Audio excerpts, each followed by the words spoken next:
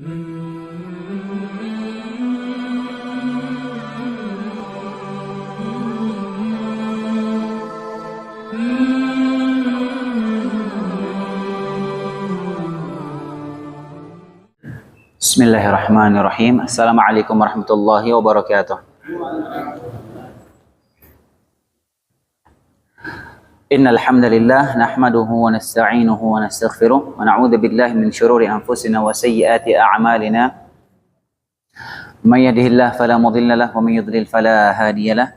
Asyhadu an la ilaha illallah wahdahu la syarika lahu wa asyhadu anna Muhammadan 'abduhu wa rasuluh sallallahu alaihi wa ala alihi wa sallama tasliman katsira, amma ba'd. Allahumma la ilma lana illa ma 'allamtana, Allahumma 'allimna ma yanfa'una wanfa'na bima 'allamtana wa zidna ilman wa imanan wa aslih lana sya'nana kullah wa la takilna ila anfusina tarfata 'ain.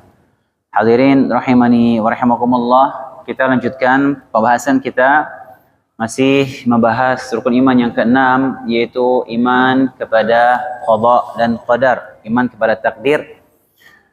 Dan pada pertemuan yang lalu kita sudah menjelaskan tentang beberapa macam atau jenis catatan-catatan takdir. Kemudian kita juga menyebutkan perbedaan-perbedaannya, perbedaan antara catatan takdir tahunan, harian, kemudian catatan catatan takdir al-umri dengan catatan takdir yang ada di Lauhil Mahfuz. Kita sebutkan perbedaan-perbedaannya, dan insya Allah di pertemuan malam hari ini kita akan membahas, mulai masuk ke pembahasan tentang penyimpangan-penyimpangan dalam masalah takdir. Dan akan kita sebutkan kelompok-kelompoknya, firqah-firqahnya yang dia menyimpang dalam akidah dalam masalah takdir ini. Sebelum kita masuk ke pembahasan, penyebutan rincian dari firqah-firqah dan penyimpangannya tersebut, kita ingin mereview ulang agar mudah kita fahami penyimpangan yang terjadi pada firqah-firqah tersebut dalam bab takdir ini. Kita sudah bahas di awal pembahasan, sebelum kita masuk ke pembahasan tentang takdir ini. Kita bahas bahwasanya ketika kita membahas masalah takdir ini, kita harus menundukkan akal kita, tunduk kepada dalil-dalil yang ada, karena masalah takdir ini adalah masalah yang merupakan rahasia Allah Subhanahu wa taala, yang mana akal kita tidak bisa sampai ke sana. Sebagaimana panca indera kita yang lain, demikian juga akal kita terbatas, tidak semua hal bisa kita pikirkan, tidak segala hal bisa kita logikakan. Terlebih lagi ketika kita berbicara tentang masalah-masalah ghaib, yang mana masalah ghaib ini hanya bisa kita imani, kita yakini kalau datang dari tuntunan wahyu, dari Al-Quran maupun dari hadis Nabi SAW. Selain itu kita tidak bisa meyakini sesuatu. Dan orang-orang yang menyimpang dalam masalah akidah, dalam masalah takdir khususnya, ketika sudah sampai kepada mereka wahyu, dalil tentang perkara-perkara ghaib, mereka masih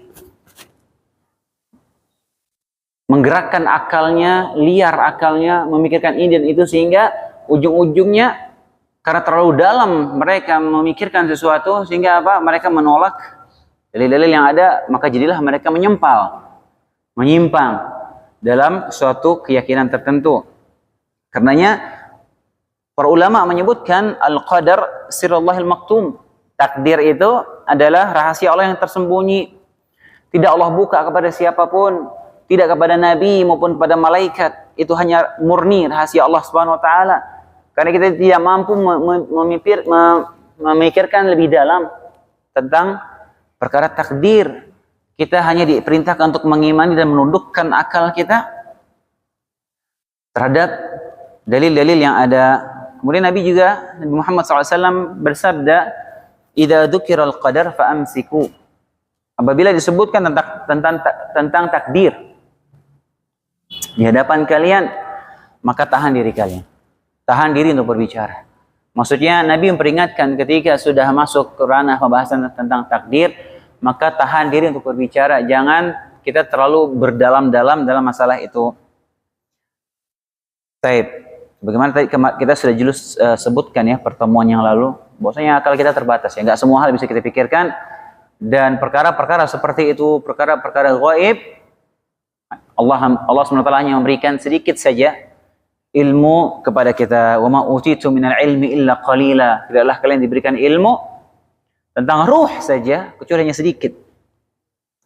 Karenanya kita tidak bisa bertanya tentang kehendak dan perbuatan Allah Subhanahu wa taala.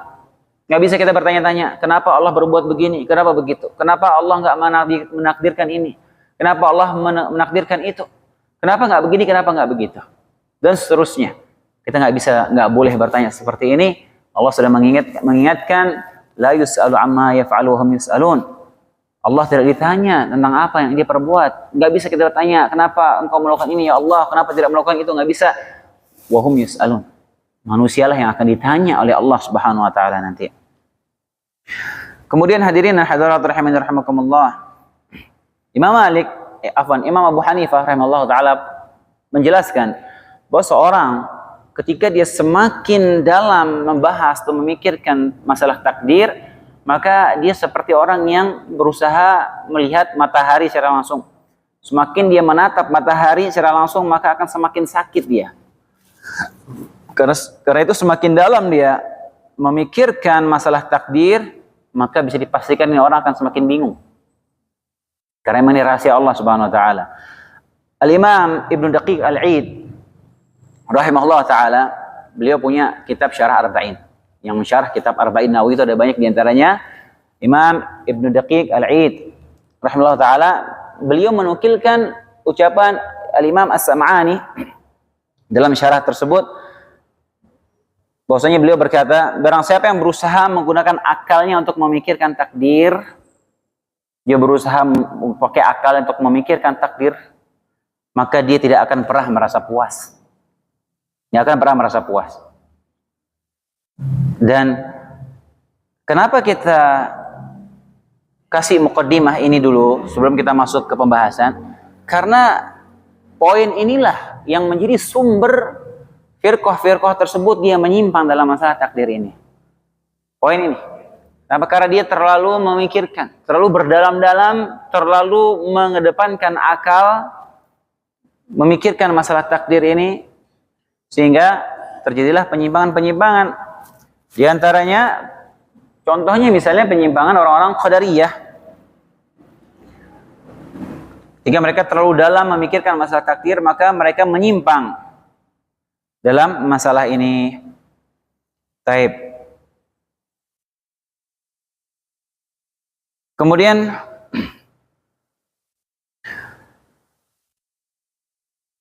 di antara sebab yang juga menjadikan orang-orang ini menyimpang dalam masalah takdir, tadi itu pertama.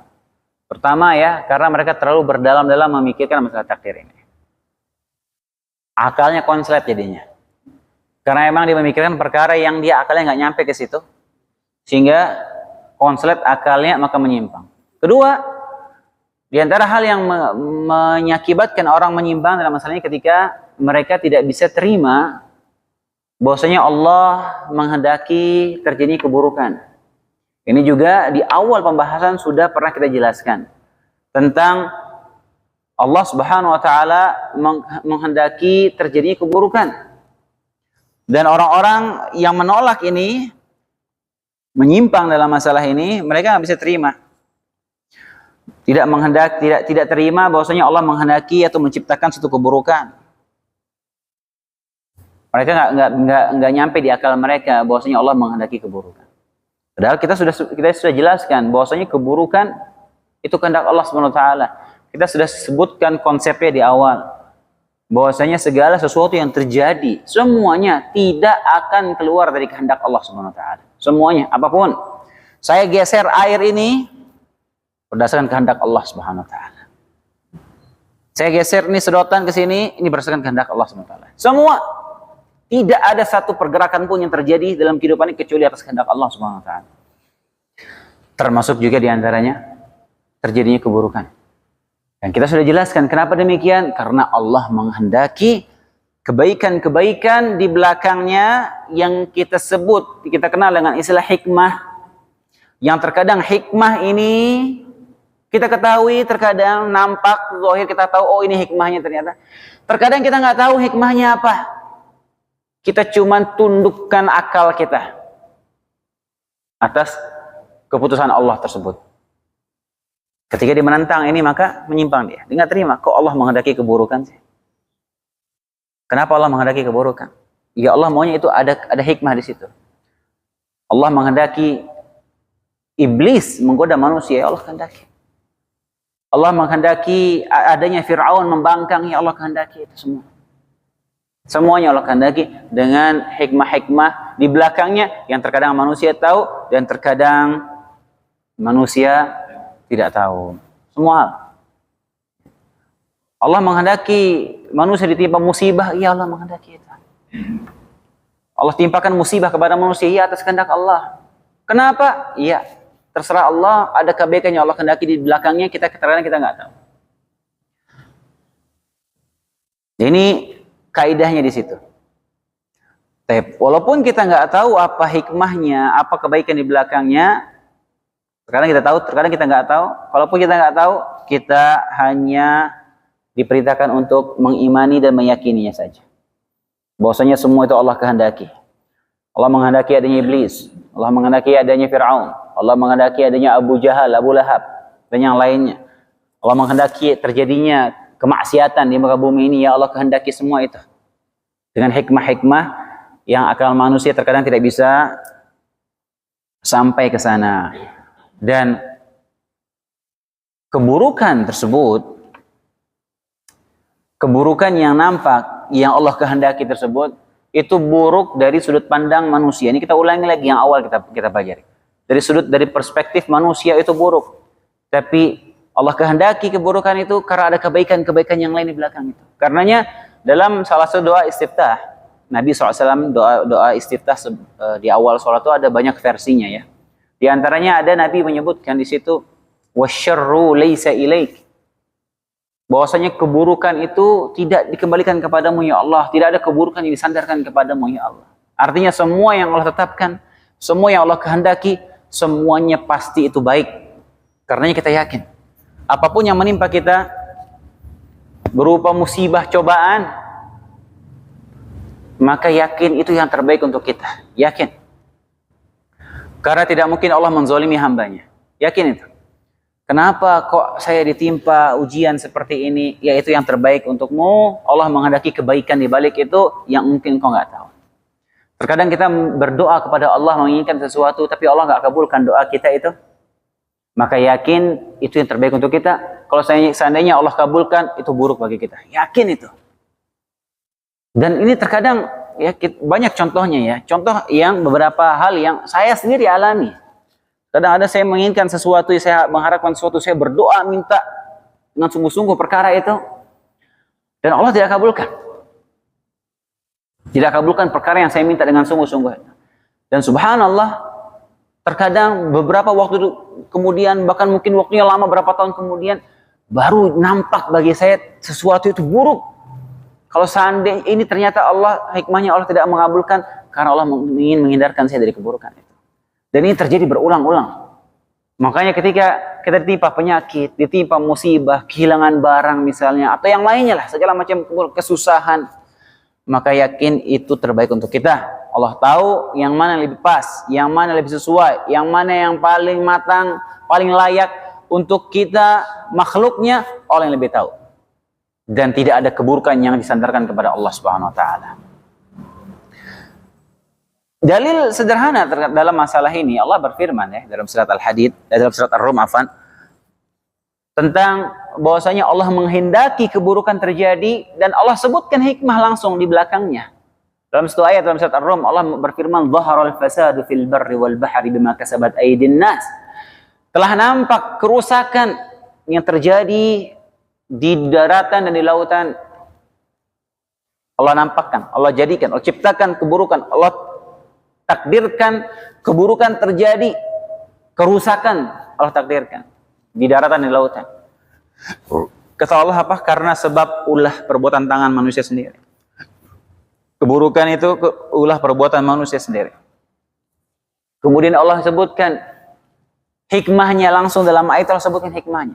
Liyudhiqahum ba'dalladzi 'amilu la'allahum yarji'un. Supaya mereka manusia itu merasakan akibat perbuatan mereka sendiri, supaya mereka merasakan akibat kerusakan yang mereka buat sendiri, la'allahum yarji'un, supaya mereka kembali kepada Allah Subhanahu wa taala. Dalam ayat ini Allah sebutkan hikmahnya langsung, Allah takdirkan kerusakan terjadi. Tujuannya apa? Supaya manusia itu sadar, supaya dia merasakan akibat perbuatan mereka sendiri, kerusakan yang mereka buat, dan supaya mereka kembali kepada Allah SWT ketika ditimpa musibah. Dan ini wakil. Orang kalau kena musibah, dia biasanya kembali kepada Allah SWT. Orang ketika Allah timpakan kepada keburukan musibah, refleks sudah lisannya akan berzikir kepada Allah SWT. Coba perhatikan orang kalau kena gempa, orang kalau kena tsunami, apa yang mereka ucapkan pertama? Apa kira-kira mereka ucapkan? Mereka berzikir, Allahu Akbar, Astaghfirullahalazim, la ilaha illallah. Belum apa-apa tuh. Baru awal musibah langsung mereka lisannya mereka berzikir kepada Allah Subhanahu wa taala. Belum lagi setelah itu mereka langsung berdoa minta ampun, langsung kembali, langsung rajin sholat. Biasanya orang kalau lagi ada banyak masalah, antum kalau ngeliat orang nggak pernah ke masjid terus tiba-tiba di shop awal mulu, kemungkinan dia habis kena masalah, lagi kena musibah, kena ujian. Jadi itu hikmahnya. Kasih ujian, biasanya dia langsung dekat kepada Allah Subhanahu wa taala. Sadar atas kesalahannya, kemudian dia kembali kepada Allah. Ini Allah sebutkan dalam ayat ini langsung hikmahnya. Padahal dalam ayat lain Allah menyebutkan bahwasanya Allah tidak menyukai kerusakan. Innallaha la yuhibbul fasad. Allah tidak menyukai kerusakan, Allah nggak suka kerusakan. Tapi dalam ayat itu Allah menyebutkan Allah kehendaki itu kerusakan terjadi karena ada tujuannya. Allah inginkan apa? Supaya manusia merasakan perbuatan mereka dan supaya mereka kembali kepada Allah Subhanahu wa taala. Ini cuma satu contoh saja. Bahwasanya semua itu Allah kehendaki dan ada sesuatu yang Allah inginkan di balik hal tersebut. Baik. Kemudian hadirin dan hadirat rahimani wa rahimakumullah. Intinya supaya kita selamat, pemahaman kita, akidah kita dalam masalah takdir ini, kita cukupkan pemahaman kita dan pikiran kita pada 4 rangkaian yang sudah Anda sebutkan, sudah kita pelajari di awal, 4 rangkaian terjadinya takdir. Ana nggak yakin di sini ada yang bisa menyebutkan ulang 4 rangkaian itu. Antum bisa? Ana tadinya menunjuk Marwan nggak ada di sini. Antum bisa sebutin yang 4 rangkaian yang sebutkan di awal? Antum ya?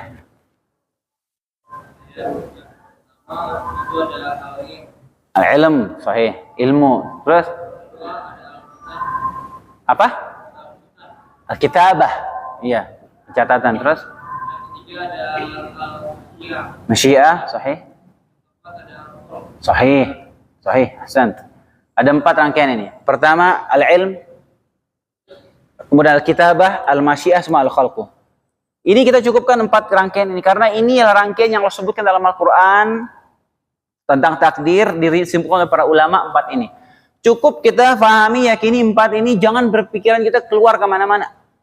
Bahwasanya Allah mengilmui segala sesuatu. Semua sudah Allah ilmui. Semua sudah Allah tahu. Apapun yang setelah terjadi, yang akan terjadi, semuanya Allah tahu. Tidak ada satupun yang luput. Ketika orang dia mengingkari ini, dia bilang ada sesuatu yang Allah tidak ketahui, atau dia meyakini Allah tidak mengetahui secara rinci, atau mungkin ada yang meyakini bahwasanya Allah tidak mengetahui sesuatu itu setelah terjadi, maka dia sesat dalam masalah akidah. Menyimpang dia pasti. Kemudian yang kedua, al-kitabah. Semua yang Allah ilmui tentang makhluk itu Allah tuangkan, Allah catat dalam Lauhil Mahfuz. Tidak ada satupun yang meleset. Semua tercatat. Ketika orang dia berdalam-dalam memikirkan takdir, kemudian dia menyimpulkan, oh ini ada sesuatu yang tidak tercatat di Lauhil Mahfuz, maka dia menyimpang dalam takdir sudah. Jika dia meyakini, oh ini sesuatu ini nggak ada dalam Lauhil Mahfuz, atau dia meyakini ada makhluk lain yang tahu isi Lauhil Mahfuz selain Allah Subhanahu wa taala. Ada yang tahu isi Lauhil Mahfuz selain Allah, maka dia menyimpang. Dan ada yang seperti itu. Mengklaim bahwasanya ada yang tahu isi Lauhil Mahfuz. Ini bahaya. Menyelisih dalil. Kemudian masyiah. Allah menghendaki semua itu terjadi. Kalau ada yang meyakini ada yang terjadi di luar kehendak Allah, maka dia menyimpang dalam takdir. Kemudian terakhir al-khalqu. Semua yang sudah Allah catat Allah kehendaki, kemudian Allah eksekusi terjadi. Kalau ada yang meyakini sesuatu yang terjadi itu bukan ciptaan Allah, maka dia menyimpang dalam takdir. Baik, sekarang kita akan coba sebutkan secara ringkas beberapa firqah, bahkan agama, ya, yang menyimpan dalam keyakinan mereka dalam masalah takdir. Yang pertama, di luar Islam, ya, seperti orang Yahudi. Orang-orang Yahudi ada penyimpangan mereka dalam masalah takdir karena disebutkan dalam kitab suci mereka. Ya, kita nggak bahas dalam masalah ini. Disebutkan dalam kitab suci mereka, bahwasanya Allah menyesal. Allah menyesal melakukan sesuatu, Allah menyesal karena nampak sesuatu yang lebih baik dari keputusan Allah sebelumnya. Ini jelas keyakinan kekufuran seperti ini. Bagaimana dia menisbatkan penyesalan kepada Allah SWT? Berarti Allah tidak mengilmui hal tersebut. Berarti Allah tidak mengetahui hal tersebut. Berarti ilmu Allah kurang. Tidak sempurna ilmu Allah SWT. Dan itu tidak layak disematkan kepada Allah SWT. Penyesalan tidak layak disematkan kepada Allah SWT. Kalau yang namanya menyesal, itu berarti dia kurang, ada kekurangan di situ. Kita menyesali sesuatu karena kurangnya ilmu kita di situ. Allah mengetahui semuanya yang akan terjadi. Karena semua yang tetapkan itu sudah paten. Maka nggak mungkin ada penyesalan. Itu contoh akidah orang Yahudi. Kemudian yang lain akidahnya orang-orang falasifah, orang-orang filsafat, orang ahli filsafat. Jadi di antara sumber kerusakan,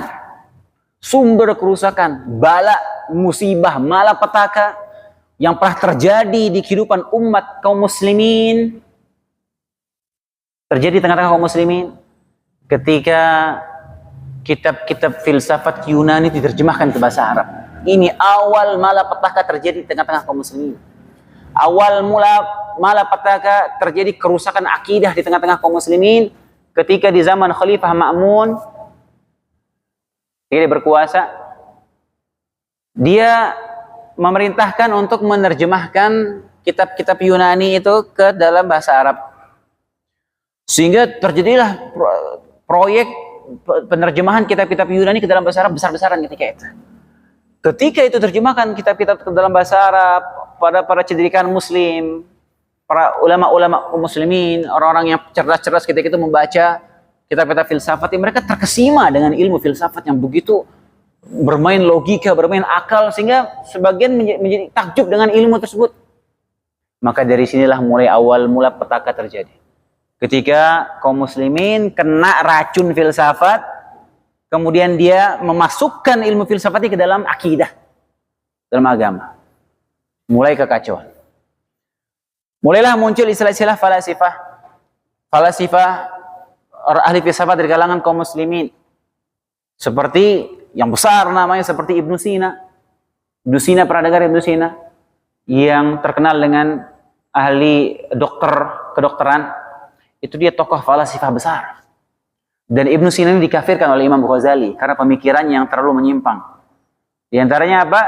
Pemikiran Ibnu Sina ini menyimpang dalam masalah takdir. Orang-orang falasifah yang lain seperti Al-Farabi dan tokoh-tokoh falasifah yang lainnya. Tapi yang dikafirkan oleh Imam Ghazali yaitu Ibnu Sina ini. Karena apa? Karena dia meyakini Allah itu tidak mengetahui sesuatu secara detail. Allah mengetahui secara umum saja. Kulit-kulit luarnya saja, detailnya Allah nggak tahu. Dan ini keyakinan kekufuran seperti ini. Makanya ada beberapa faktor, ya. Imam Ghazali menyebutkan kesalahan falasifah sekitar 10 kalau nggak salah, 20 saya lupa. Di 3 kitab Imam Ghazali, saya waktu itu sempat nukil di disertasi saya. Dan tiga kesalahan ini yang menyebabkan Imam Ghazali mengkafirkan falsafah, di antaranya ini, di antara keyakinan ini, bahwasanya Allah tidak mengetahui perkara yang detail. Ini kekufuran. Yang mana kita meyakini Allah SWT mengetahui segala sesuatu, nggak ada yang luput dari ilmu Allah SWT. Wallahu ala kulli syai'in alim. Inna kulla syai'in khalaqnahu biqadar. Semua Allah ciptakan dengan takdirnya, dengan kadar ukurannya. Allah mengetahui segala sesuatu. Dalam ayat yang Allah menyebutkan, wa 'indahu mafatihul ghaib la ya'lamuha illa hu. Allah memiliki kunci-kunci ghaib Nggak ada yang tahu kecuali Allah Subhanahu wa taala. Wa ya'lamu ma fil barri wal bahr. Allah tahu apa yang ada di lautan dan apa di daratan. Wa ma tasqutu min waraqatin illa ya'lamuha. Tidak ada satu daun pun yang jatuh di tengah hutan kecuali Allah tahu. Wala habbatin fi zulumatil ard. Nggak ada satu biji pun di dalam kegelapan bumi, kegelapan tanah kecuali Allah tahu. Wala ratbin wala yabisin illa fi kitabim mubin. Enggak ada sesuatu yang basah, enggak ada sesuatu yang kering kecuali sudah Allah tahu dan Allah catat dalam Lauhul Mahfuz.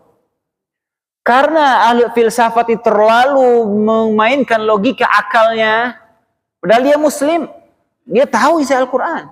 Orang falsafah. Karena mereka mendapatkan akal sehingga muncullah konsep ini. Oh, Allah enggak tahu perkara yang detail. Allah cuma tahu yang umum-umum saja. Maka ini kekufuran yang tadi diyakini oleh orang-orang falsafah.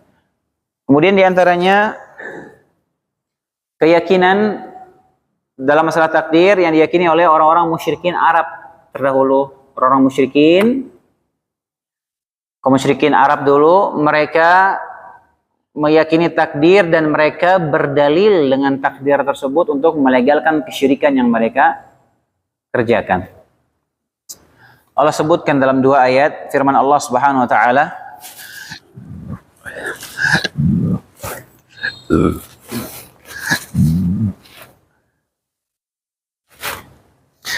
sayaqulu alladhina asyraku law syaa Allah ma asyrakna wala abauna wala harramna min syai' kadzalika kadzdzaba alladhina min qablihim hatta dzaqu ba'sana. Dalam surat Al-An'am. Orang-orang musyrikin berkata, kalau Allah menghendaki, tentu kami tidak akan berbuat syirik kepadanya. Demikian juga nenek moyang kami nggak mungkin berbuat syirik kalau Allah menghendaki. Dan kami tidak mengharamkan apapun. Kemudian kata Allah, demikian pula orang-orang sebelum mereka. Dalilnya sama seperti itu untuk melegalkan kesyirikan mereka. Kata Allah Subhanahu wa taala, demikianlah orang-orang sebelum mereka mendustakan Rasul sampai mereka merasakan azab dari kami. Itu keyakinan mereka. Dia berdalil dengan takdir Allah untuk melegalkan kesyirikan mereka. Dia bilang, ini kami berbuat syirik ini itu kehendak Allah. Demikian juga nenek moyang kami berbuat syirik ini kehendak Allah Subhanahu wa taala.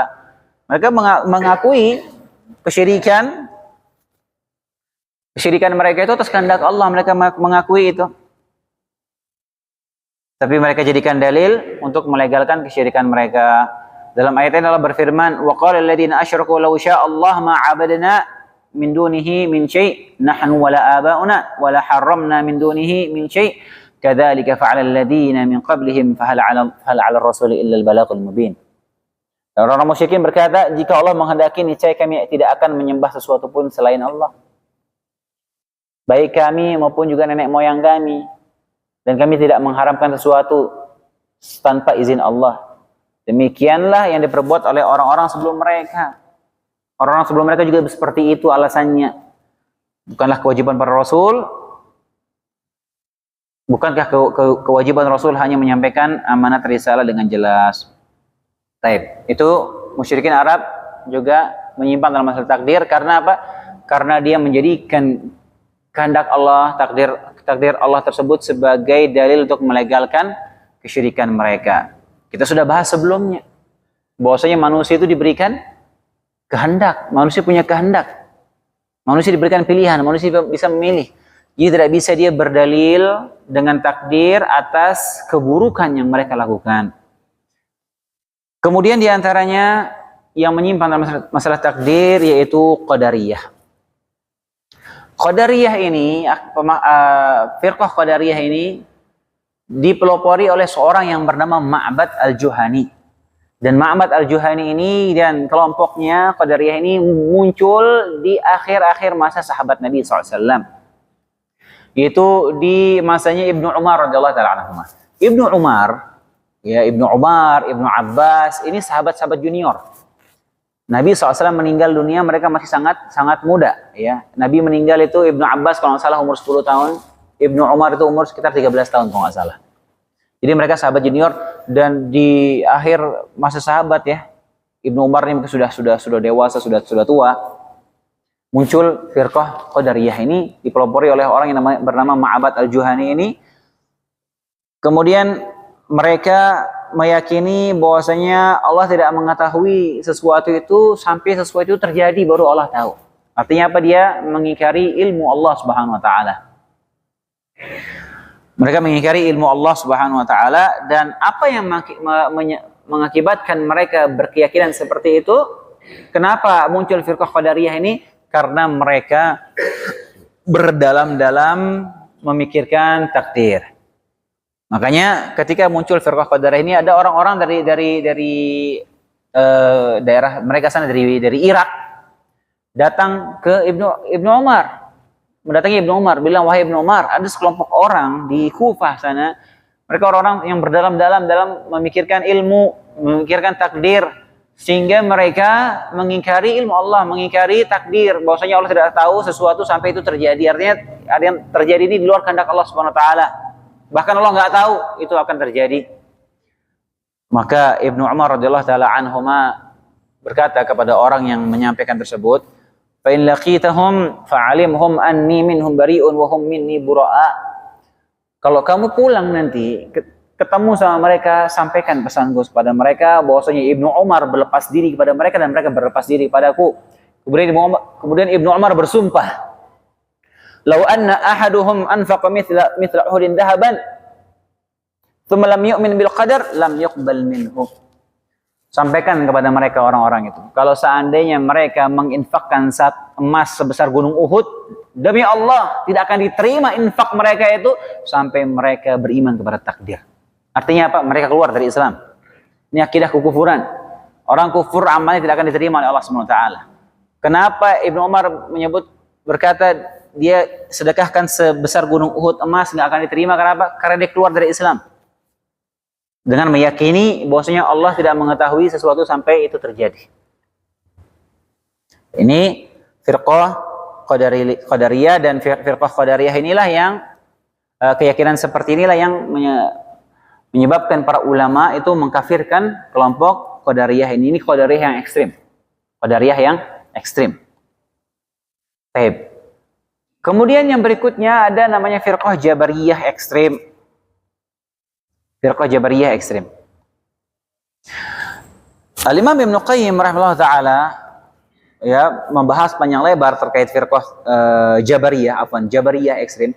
Jadi kalau yang Jabariyah ini dia bertentangan dengan Qadariyah.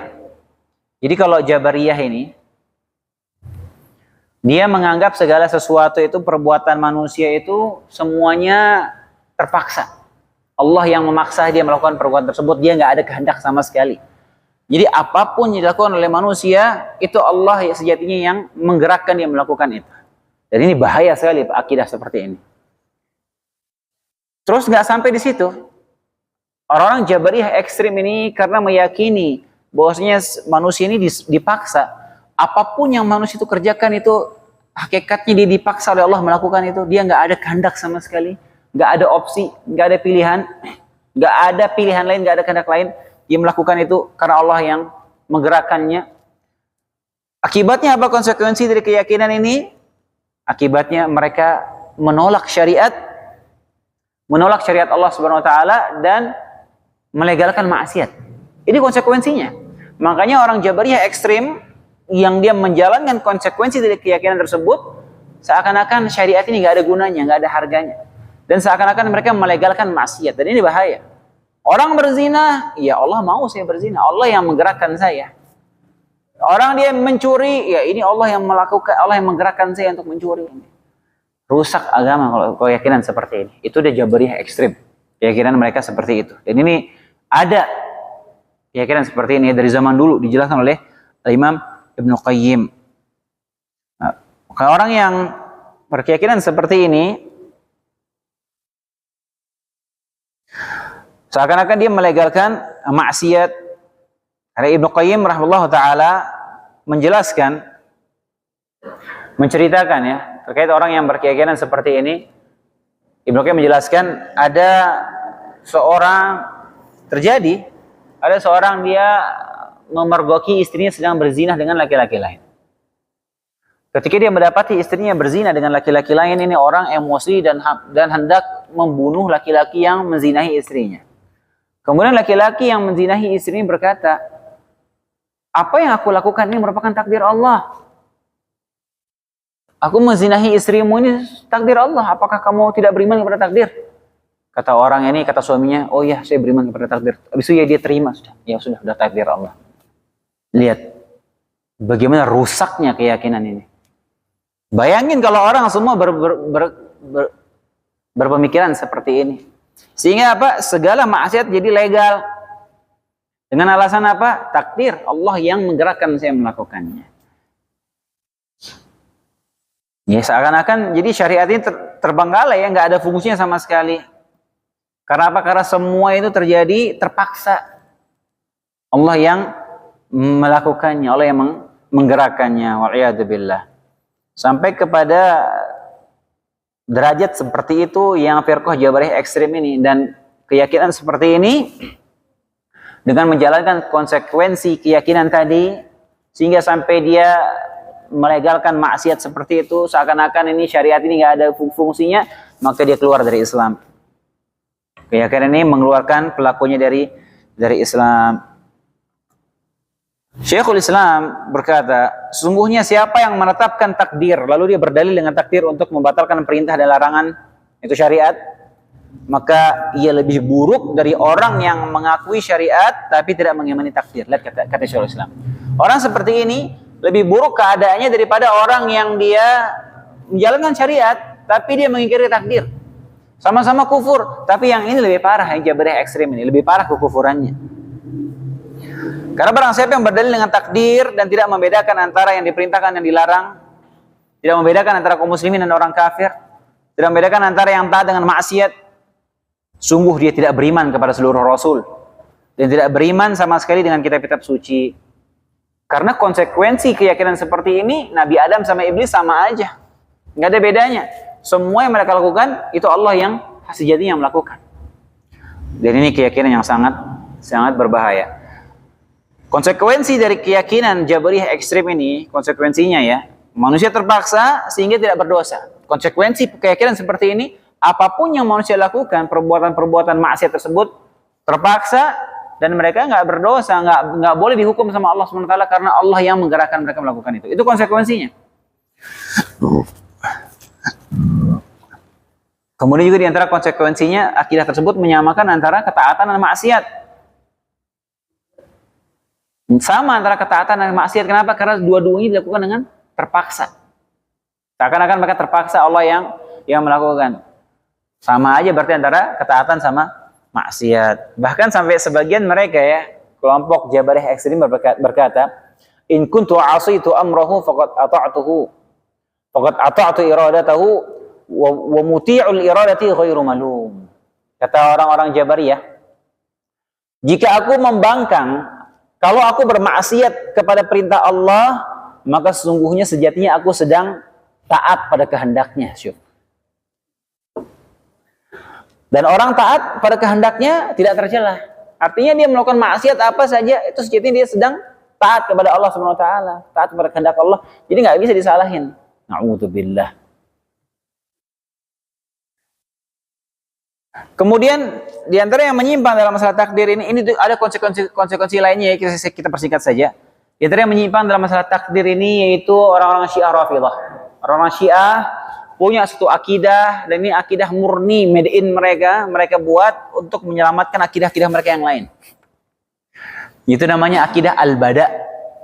Akidah Al-Bada ini dibuat sama orang Syiah untuk menyelamatkan akidah mereka yang lain, bahwasanya imam mereka itu maksum, tahu perkara gaib. Mereka orang-orang Syiah Rafidhah, keyakinan mereka 12 imam mereka ini maksum, pasti benar, mereka tahu perkara gaib. Dan tatkala ramalan-ramalan dari imam-imam mereka ini dan para tokoh-tokoh besar mereka yang meriwayatkan dari imam mereka, ramalan-ramalan tersebut ternyata meleset, nggak terjadi, malu dong. Malu, katanya imam mereka tahu yang gaib, katanya imam mereka maksum. Nah, untuk menyelamatkan keyakinan ini, mereka buat akidah baru. Akhirnya disebut dengan Al-Bada. Al-Bada ini artinya apa? Artinya Allah berubah pikiran lah. Bahasa gampangnya Allah berubah pikiran. Jadi Allah merubah keputusannya. Antum bayangin coba. Jadi gara-gara ramalan-ramalan tentang imam mereka itu meleset, yang ternyata imamnya maksum, ternyata meleset nggak benar, oh badalillah, oh telah nampak bagi Allah untuk berubah keputusan yang lain. Karena ada yang dianggap lebih baik, lebih bermanfaat, maka Allah berubah pikirannya. Subhanallah. Ini luar biasa ya akidah yang satu ini. Seakan-akan Allah itu tidak itqan dalam menciptakan, dalam memutuskan, dalam menetapkan sesuatu. Seakan Allah tidak tahu mana yang baik, mana yang lebih baik, seakan Allah tidak tahu. Sehingga Allah merubah ketetapannya, merubah pikiran, merubah sesuatu yang nampak lebih baik bagi Allah, Allah merubah ketetapannya. Ini akidah juga sangat berbahaya, keyakinan seperti ini. Ini keyakinannya orang-orang Syiah Rafidhah.